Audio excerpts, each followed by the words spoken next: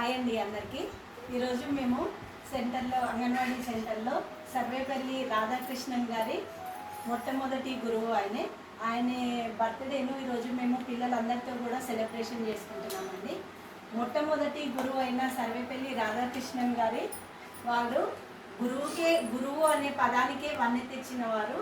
వాళ్ళందరినీ కూడా ఆయన గురించి మినిమము పిల్లలకు తెలియజేయడం కోసము మేము ఈ విధంగా ఈరోజు సెలబ్రేషన్ చేస్తున్నామండి.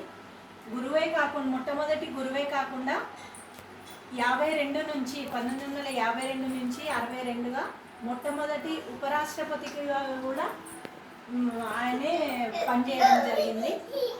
అప్పటి గవర్నమెంట్, బ్రిటిష్ గవర్నమెంట్ ఈ గురువు అనే పదాన్ని ఆయనకు సార్ అని మొట్టమొదటిగా కూడా 1952లో ఆయనకు సార్ అనే ఒక బిరుదును కూడా ఇవ్వడం జరిగింది.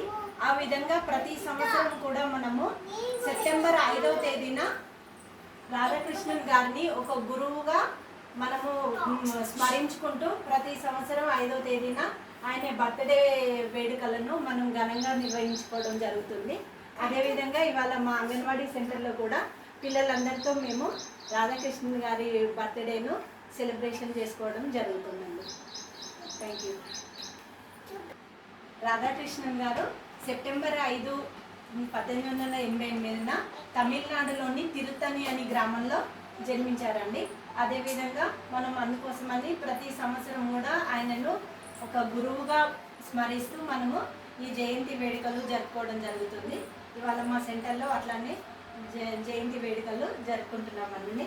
ఒకసారి అందరూ కూడా క్లాప్స్ కొట్టండి.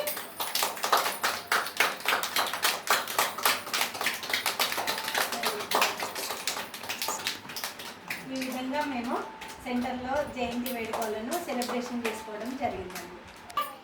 సరే అందరికీ పిల్లలందరూ